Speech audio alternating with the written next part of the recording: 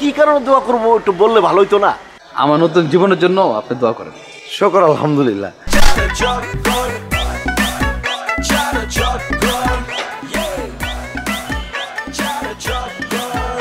ভাই ওয়ালাইকুম আসসালাম।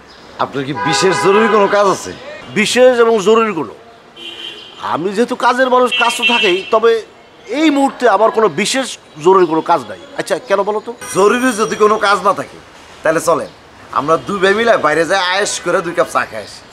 না কোরআন হয়েছে কি, আমার না মানে বাইরে চা খাওয়ার অভ্যাসটা, আসলে বাইরে কি মানে ঘরেও আমার চা খাওয়ার অভ্যাসটা, আমি কেন জানি চাটা তেমন পছন্দ করি না।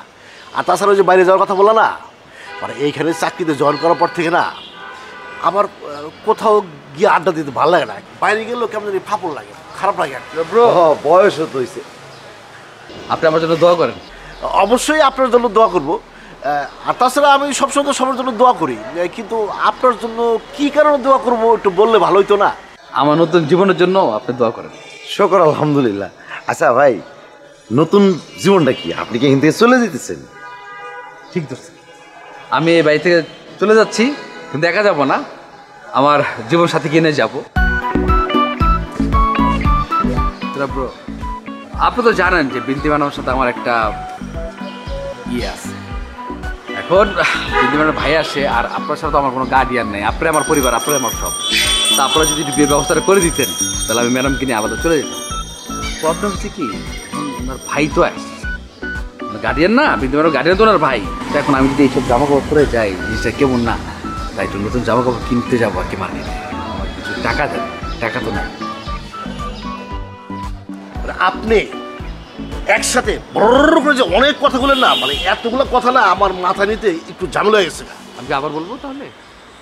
না না, আপনার বলার দরকার, আমি বুঝে ফেলছি, মানে আমি বুঝে ফেলছি আপনি কী করতে চাইছেন। শোনেন, আপনারা আমি এখন কোনো টাকা পয়সা দিতে পারবো না। আর তার চেয়ে বড় কথা হচ্ছে, আপনি বিনতি ম্যাডামের যে কাহিনীর কথা বললেন না, দেখেন এখন রাগা স্যার নাই, আর রাগা স্যার যেহেতু নাই, আমি চামু এখন আপনারা কোনো ঝামেলা করবেন না, আপনি আপনার মতো কাজে চলে যাবেন, আমি এতে খুবই খুশি হব। হ্যাঁ রে তুরব ভাই, বেচার আপনার কাছে করে টাকা চাইছে, পারলে দিবেন, না পারলে সুন্দর করে মানা করে নতুন জীবনের জন্য দোয়া করে দিবেন। এত কথা শোনার দরকার আছে? ভাই শোনেন, আমি আপনার টাকা দিতেছি, এত টাকা দিতে পারুন না, অল্প স্বল্প যাই আছে ওই যে মার্কেটের পিছনে ভ্যানের উপরে চিপায় ভালো ভালো কাপড় বেছে কম টাকায়, ওইখান থেকে আপনারও কিছু কাপড় নিয়ে দিতেছি, আমিও 2টা শার্ট নেবো। কোরবান, বেশি কথা বলতেছো, যাও তুমি তোমার কাজে যাও, ভিতরে যাও। আমি চা খাইতে যাবো, সরেন। যাও চা খাইতে যাও।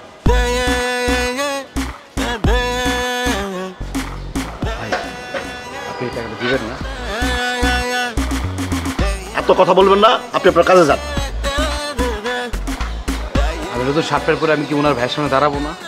নতুন শার্ট প্যান্ট লাগবো না, ধোয়া শার্ট প্যান্ট যেটা আছে না, সেটা ওনার সামনে গিয়ে দাঁড়ান।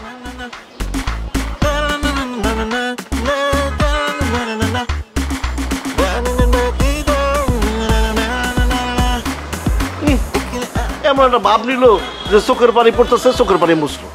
আর তার কথাবার্তা দেখে মনে হলো কি, মানে দিল্লিটা এই যে পাশের দোকানে আছে, দিল্লি বহুদূর, আর সে এখনই লাড্ডু খাওয়া শুরু করছে।